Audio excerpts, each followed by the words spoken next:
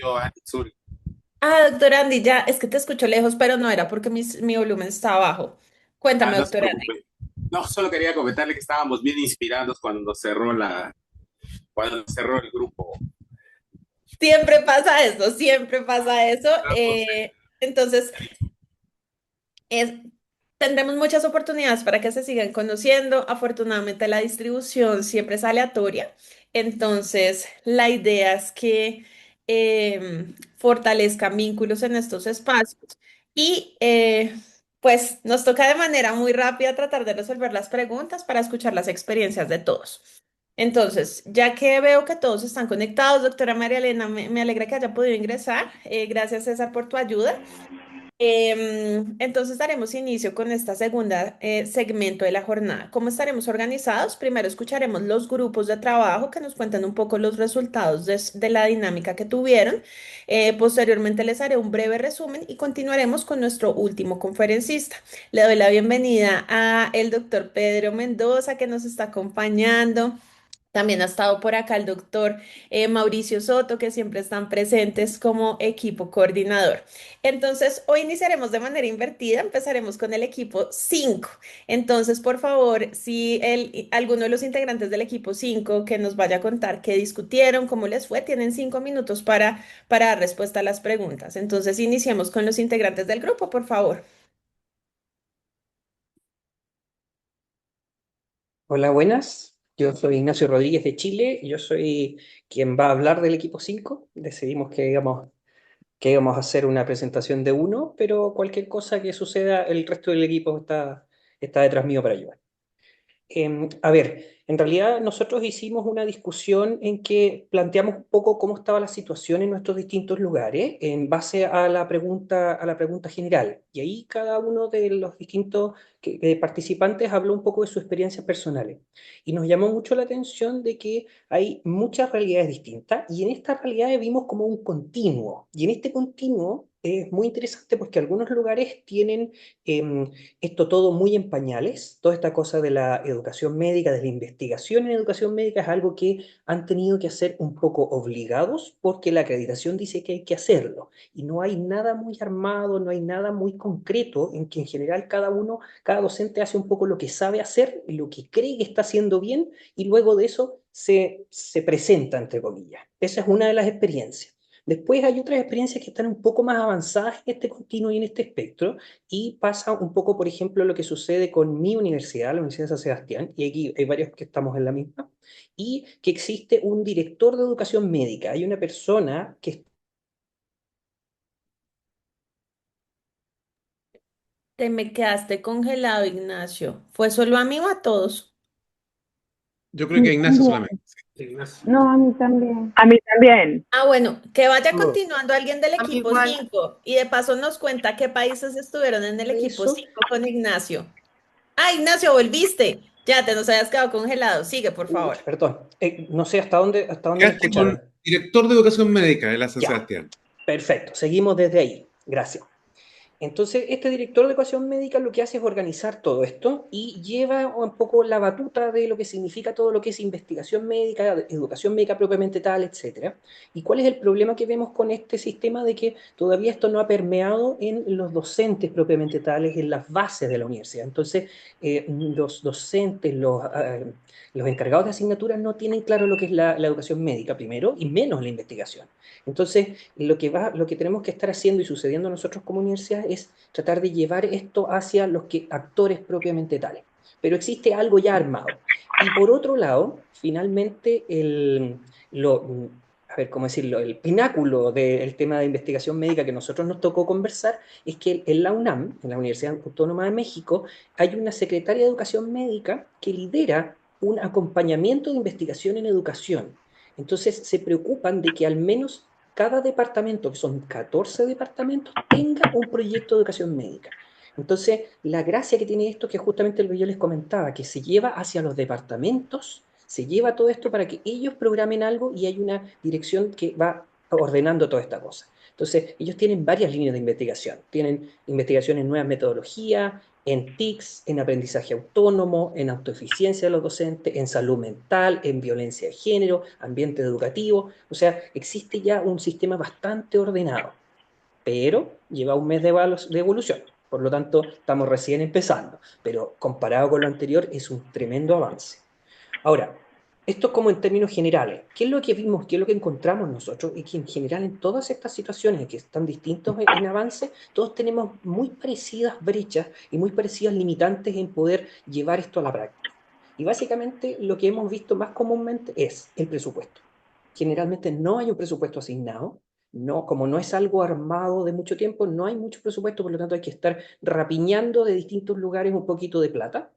¿Qué otra cosa importante? Que la estructura de la universidad impide llevar ideas a concretarlas. ¿A qué me refiero con la estructura? Que en general lo que vimos es que a un nivel directivo medio, como estamos nosotros, uno puede hacer una propuesta, puede intentar un cambio, pero eso tiene que pasar por un montón de etapas intermedias hacia arriba hasta llegar a la vicerrectoría académica y luego volver hacia abajo con todas las firmas.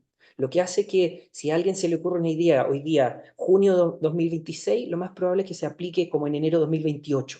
Entonces, eso hace que todo esto haga más lento y dé menos ganas un poco de producir cosas nuevas, de inventar cosas nuevas, porque al final se demora tanto este proceso, es tan arduo que uno termina cansado. ¿Qué otra cosa encontramos importante? Es que todo lo que tiene que ver con educación médica, con investigación en educación médica, es muy poco conocido. Por lo tanto, si es que uno intenta transmitir esto, la gente pregunta, ¿y qué es eso? ¿De qué estamos hablando? Y toda esa cosa hace que, obviamente, al ser menos conocido, haya menos presupuesto, todo sea más lento y haya menos ideas también. Entonces, eso es algo que creo que también tenemos que trabajar nosotros que estamos aquí, digamos, que somos las personas que tenemos que ir a evangelizar esta cosa, en poder ir a explicarles de qué se trata esto, qué se gana con esto y la importancia, porque al final, mientras no lo conozcan, no van a saber cuál es la importancia. Entonces, es mucho más fácil transmitir presupuesto a una investigación de nivel mundial en ciencias básicas o en la vacuna que acaba de salir que en investigación en educación médica. Entonces, eso yo creo que son como las cosas que tenemos como que recogimos nosotros y de las metas que nos tenemos que poner, cuáles son los objetivos que tenemos que poner. Y básicamente que yo creo que el número uno que está en nuestras manos es la visibilización. Ignacio, muchísimas gracias. Qué reflexión tan fantástica o qué reflexiones tan maravillosas hicieron al interior de tu equipo. No sé si alguien del equipo quiera comentar algo adicional. Todas las ideas, me encantó cómo las presentaste, fueron supremamente claras. No sé si quieran adicionar algo más. Sí, a mí me Me gustaría agregar, soy del equipo, que al Gladys, ¿cómo final estás? también dijimos que hay que buscar la forma de incentivar. Muchas veces participamos, hacemos, pero queda ahí. Entonces, probablemente no se traduzca en dinero, pero hablaban también en la UNAM de que darles una constancia, un diplomado, un reconocimiento al menos institucional, ayuda a que las personas de sus pequeños esfuerzos vean cómo se convierten en acciones y ayuda mucho a los pocos que queremos hacer investigación educativa. Muchísimas gracias, Gladys. Entonces, ideas muy claras, diferentes niveles de maduración. ¿Me recuerdan qué países estuvieron en este equipo? Chile, México, ¿qué otro país? Colombia. Colombia. Colombia. Miren, niveles de maduración distinto, niveles de reconocimiento distinto, visibilización diferente, pero algo en común y es que sigue siendo un reto, ¿no? Un reto porque no tenemos personas formadas en educación médica, sigue teniendo mayor reconocimiento las investigaciones de características científicas. Entonces, bueno, esto es un largo camino que cada una de estas instituciones pues ha avanzado en niveles diferentes, pero que ya acá hay una red que seguramente se estará apoyando para futuros procesos de investigación y de colaboración. Muchísimas gracias, equipo número 5. Pasemos con el equipo 4, por favor.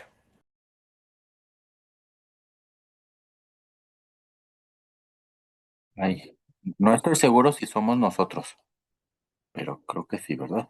Sí, Permíteme un sí, sí segundo. somos nosotros. Sí, Ah, porque tenemos acá, siempre César nos hace el favor.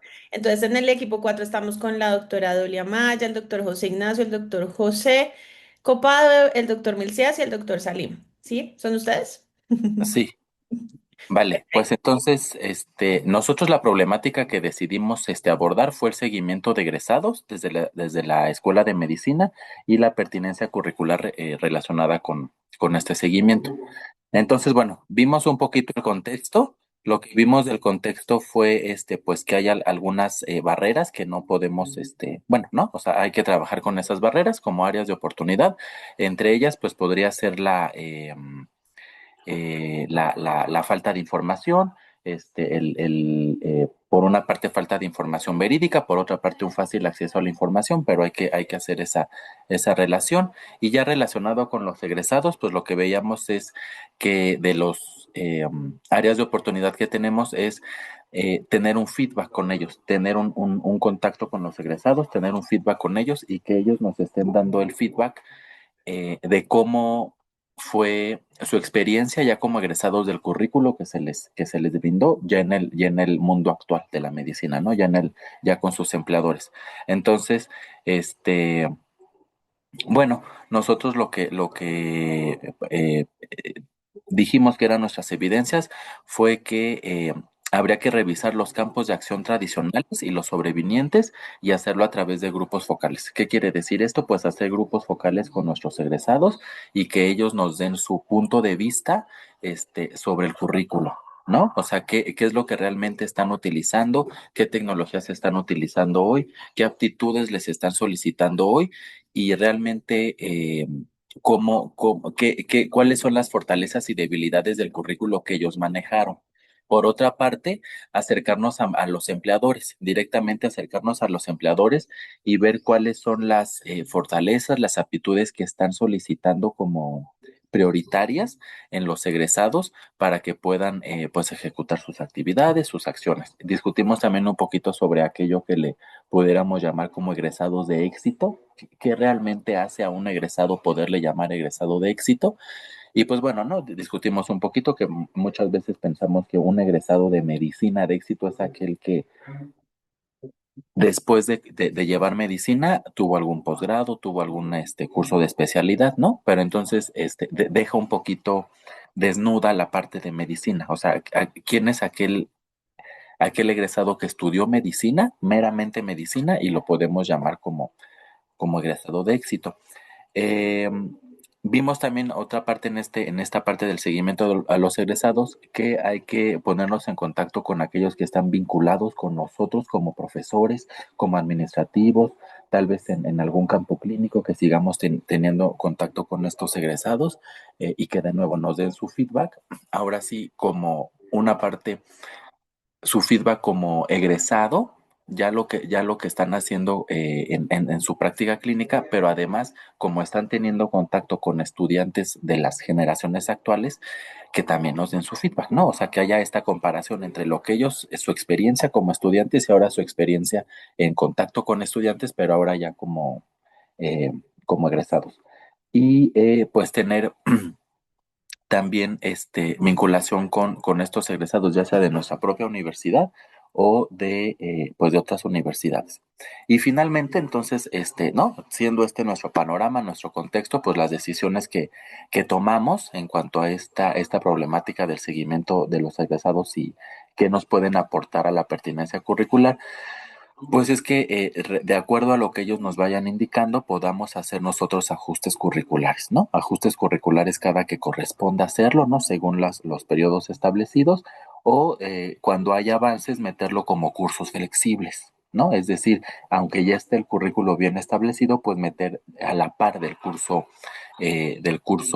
curricular, algún curso flexible, algún programa que vaya enriqueciendo el currículo en lo que podamos actualizar de manera formal el plan de estudios.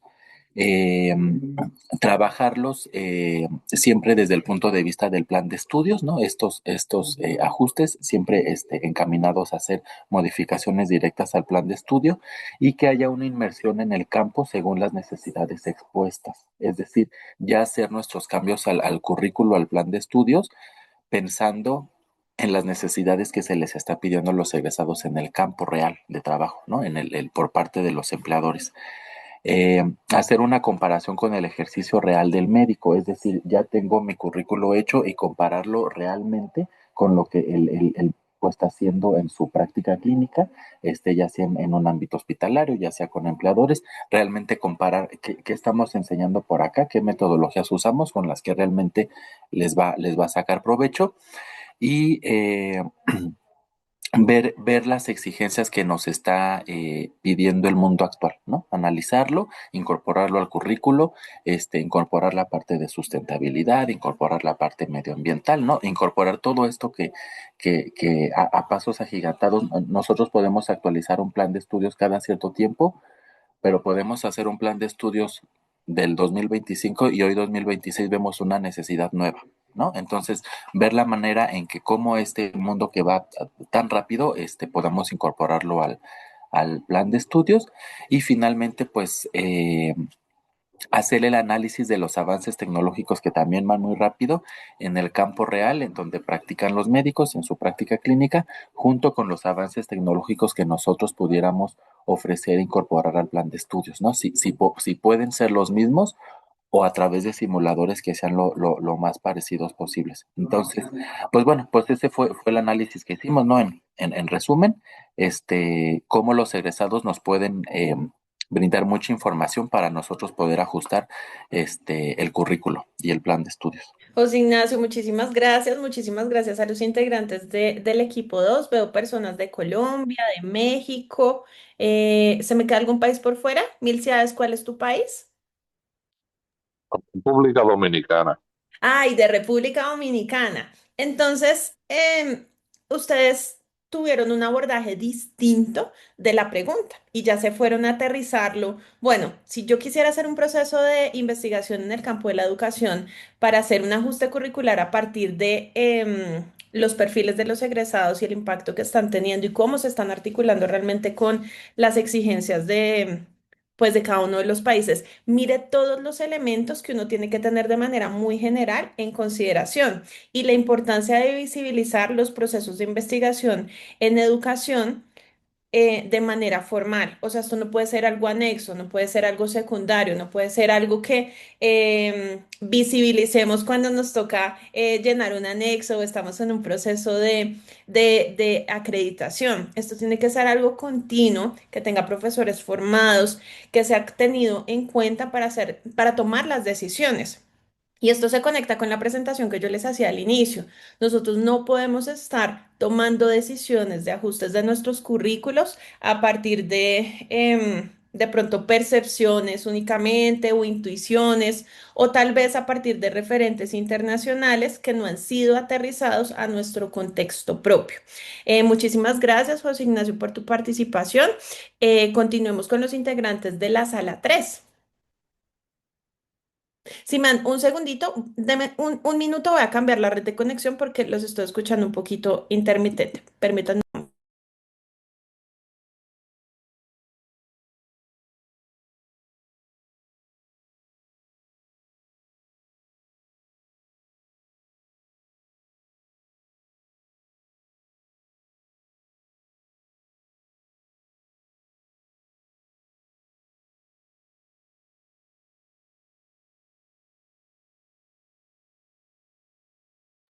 Perfecto, muchas gracias. Ahora sí continuemos con los integrantes del equipo 3.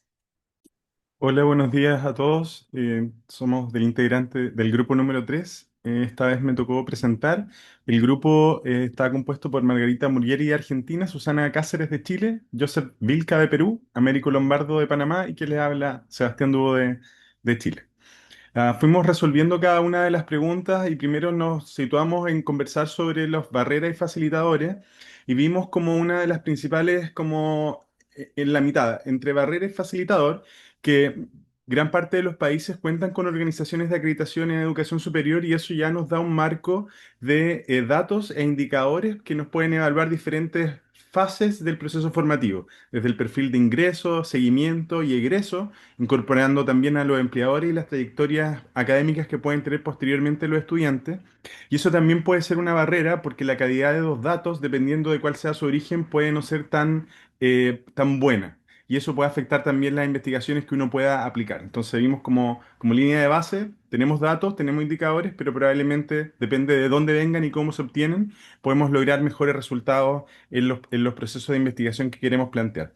El segundo, también está en línea con lo que mencionaron los demás compañeros, es que la formación en educación, en investigación en educación particularmente es heterogénea en los diferentes profesores, tanto en los países propiamente tal como en la región, y eso probablemente se ve muy inclinado a que tenemos muy buena investigación básica y clínica, pero no tanto hacia la formación, por lo tanto, eso también puede ser una barrera que se puede ver apoyada por los diferentes organismos que van generándose en las universidades, como los departamentos de educación médica o los direcciones de educación médica, como mencionaban los demás compañeros.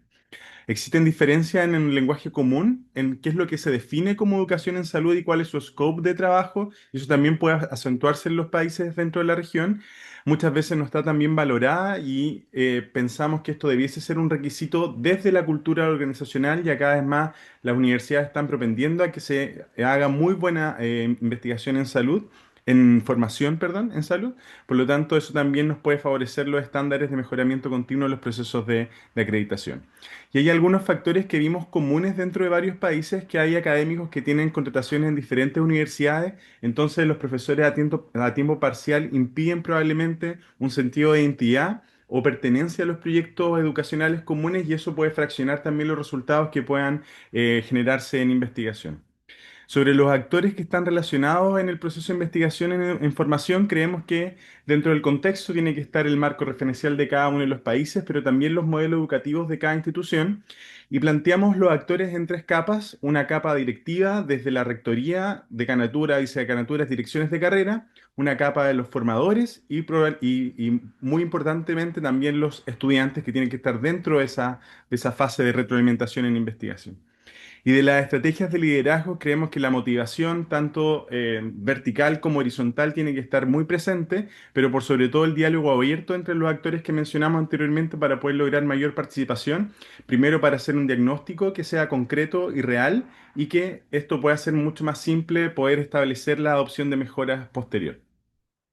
Y sobre algún ejemplo de investigación, nosotros nos planteamos el marco del bienestar estudiantil o docente, particularmente el estudiantil, bajo la premisa que hoy en día tenemos estudiantes que están sobrecargados con los currículum actuales, y lo que pretendemos es poder evaluar la carga académica real de los estudiantes según modelos comparados de estructura curricular, y cuáles son los niveles de ansiedad o burnout que tienen estos estudiantes, a través de, por ejemplo, escalas que ya están descritas o focus group que nos permitan extraer información cualitativa desde ellos, y que podamos finalmente probablemente tener un output como una eventual modificación del currículum hacia un currículum mucho más flexible, que nos permita avanzar hacia trayectorias académicas con cierto grado de personalización, como esto, medicina personalizada, pero en este caso formación personalizada, siempre ajustándose con los intereses ajustándose a los intereses del estudiante, perdón, pero sin comprometerlo el cumplimiento de los perfiles que tiene cada una de las instituciones. Esto probablemente o tiene la potencialidad de que pueda reducir la presencia de alteraciones de salud mental.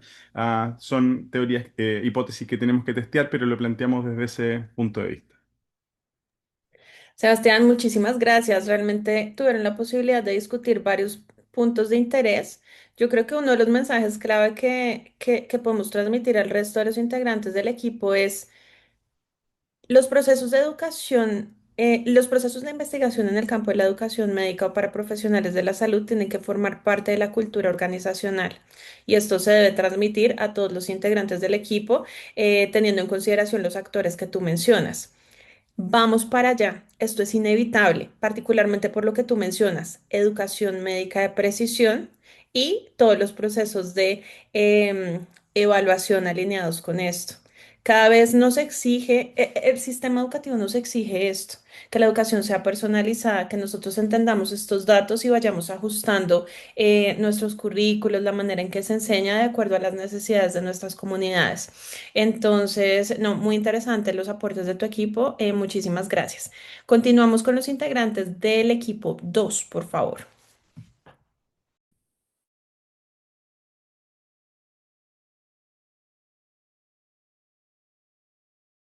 Estaban Andy, José Caro, José Rafael, Natalia Lemos, Pedro y Rodrigo. Allá vemos la presentación.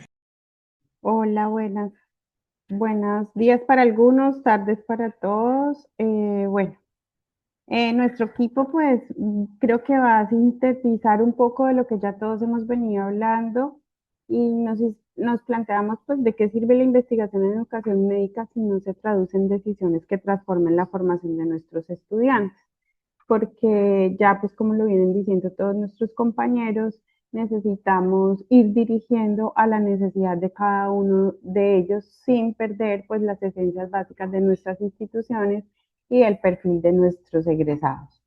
Entonces, con base en eso vimos que nos habíamos dado cuenta de que teníamos unas brechas crecientes en algún momento sobre cómo era lo que se venía dando en esa actualización curricular.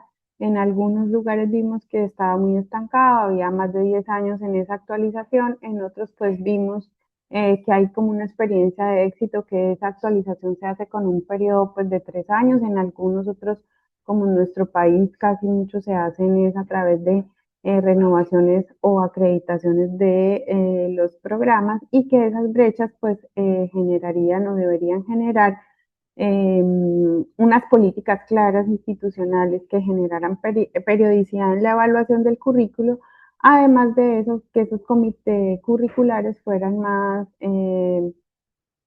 interactivos, que se fueran ajustando a cada una de las necesidades, haciendo pequeños cambios para luego hacer los macro cambios.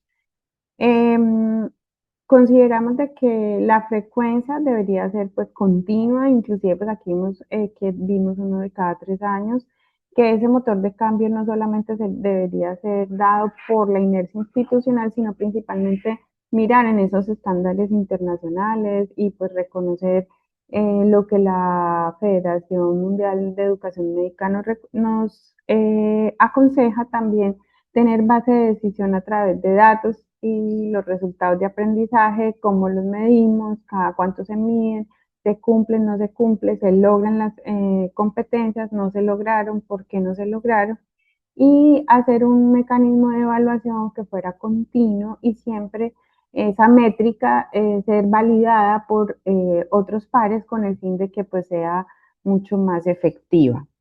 También consideramos que teníamos puntos para poder dar decisiones o que nos da la evidencia específica para poder tomar decisiones curriculares, pues son los RAES y las competencias que no se lograron y ahí nos van a generar pues un cambio. Tener los referentes que ya pues hemos dicho, tanto mundiales e internacionales, para que nos dé más pertinencia y calidad global y pues que sea un mecanismo que no solamente se dé en el proceso de acreditación, sino que al contrario permita dar un histórico para que ese proceso de acreditación tenga mayor impacto en nuestras instituciones y dentro del programa. Eh, Tenemos pues también que consideramos que el impacto de la investigación en educación médica no solamente va a tener un impacto en la integración curricular, sino que también nos va a dar seguimiento y pertinencia de nuestros egresados, cómo podemos interactuar con las nuevas tecnologías en educación. Nos va a definir que en algún momento vayamos a tener algunas dificultades como son pues el bienestar universitario, incluyendo administrativos, estudiantes y docentes, y que un punto muy importante que es centrado en el estudiante es resolver esa dificultad principal que es el razonamiento clínico. Consideramos que el liderazgo académico es el filtro indispensable para poder generar estos cambios. Entonces, siempre tener datos nos hace generar una investigación. Esa investigación debe ser liderada por comités para que pueda analizar las barreras y hacer facilitación y adaptación del contexto y la validación con los referentes internacionales y mundiales y poder generar entonces esas mejoras reales y sostenibles. Consideramos que la cultura del mejoramiento basado en evidencia es el motor de la transformación continua.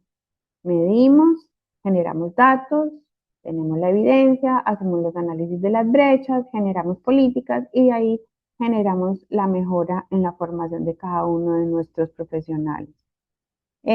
Consideramos que este liderazgo académico no solamente puede ser dado por el comité, sino que también debemos tener participación de todos, docentes, estudiantes.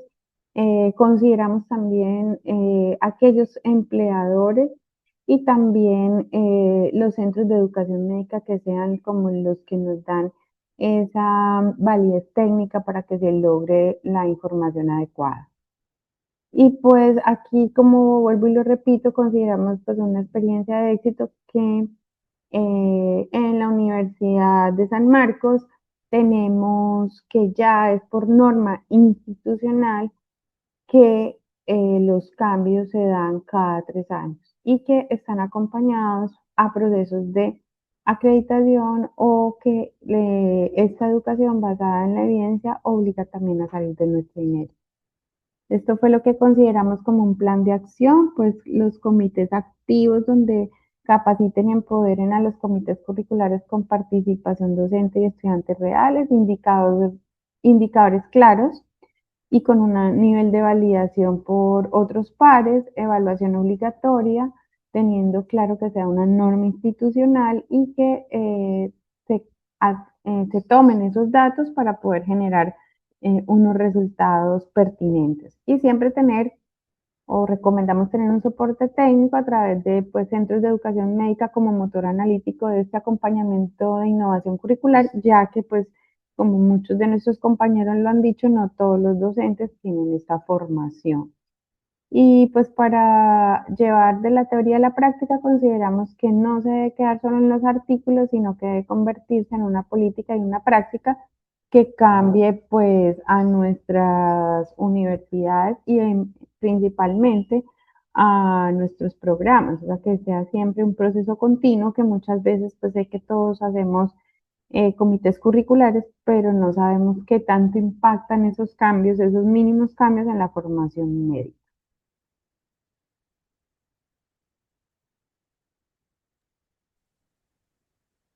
Fantástico, doctora Natalia, integrantes del equipo 2.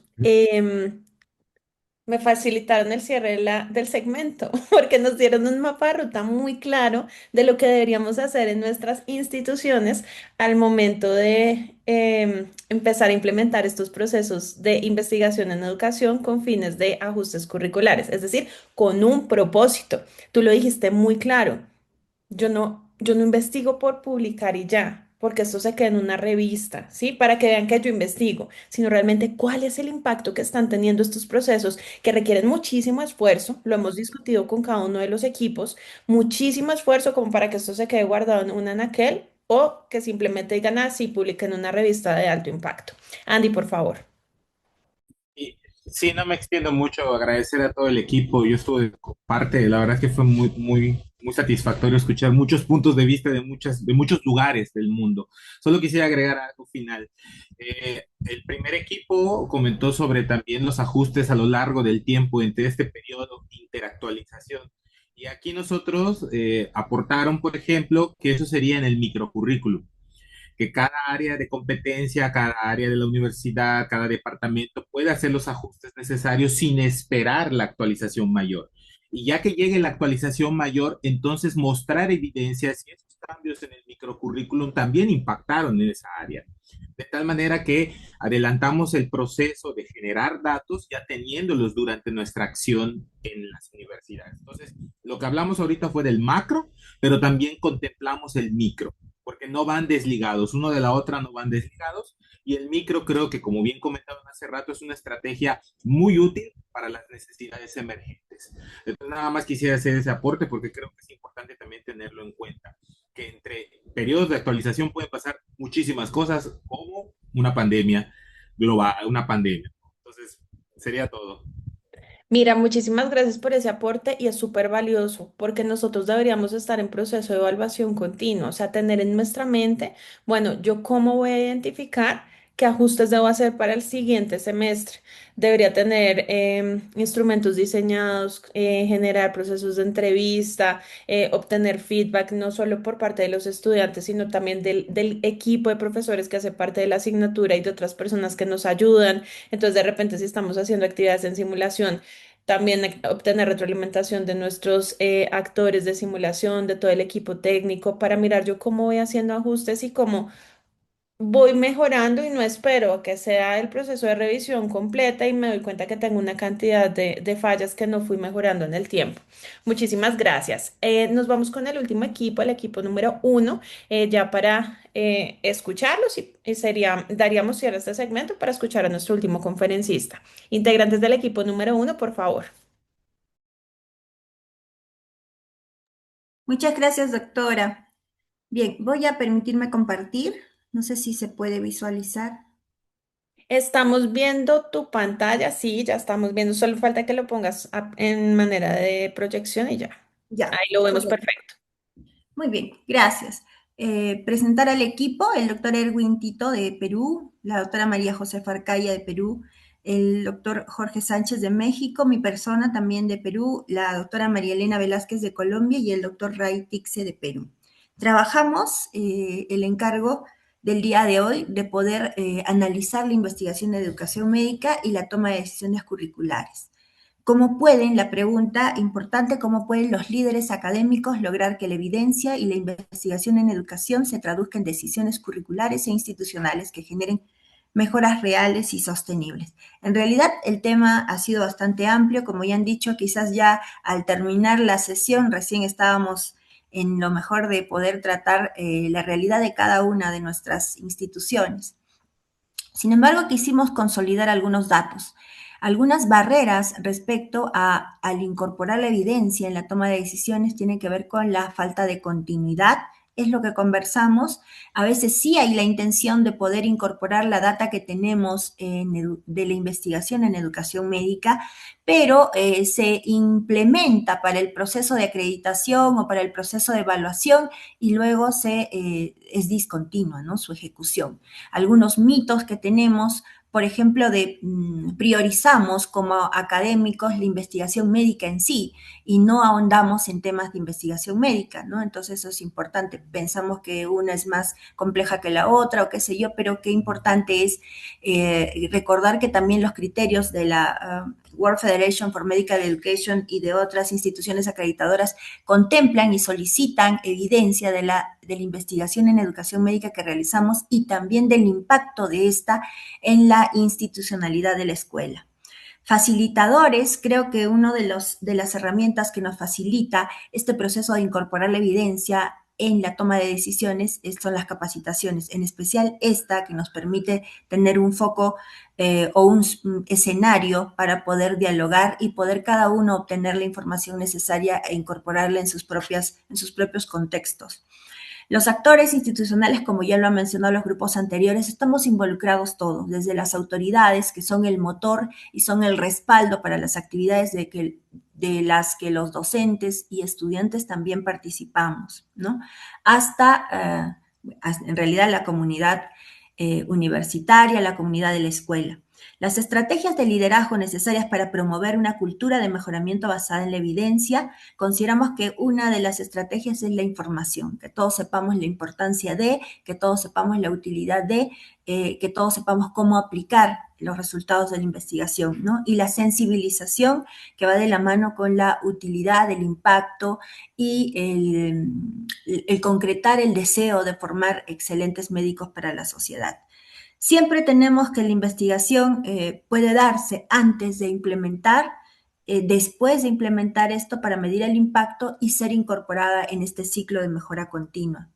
¿Qué problema quisiéramos investigar? Nosotros vimos dentro de las propuestas acerca del bienestar estudiantil, específicamente la salud mental, y que sí tenemos data, que sí sabemos que existen, por ejemplo, en un estudio en Perú, aproximadamente entre el 11 y 17% de estudiantes de medicina tienen ideas suicidas, ¿no? Lo sabemos y es una realidad preocupante que también como instituciones y como líderes académicos podemos y tenemos que abordar, ¿no? Entonces, la evidencia la tenemos y la podemos fortalecer para hacerla más específica y encontrar quizás grupos de riesgo.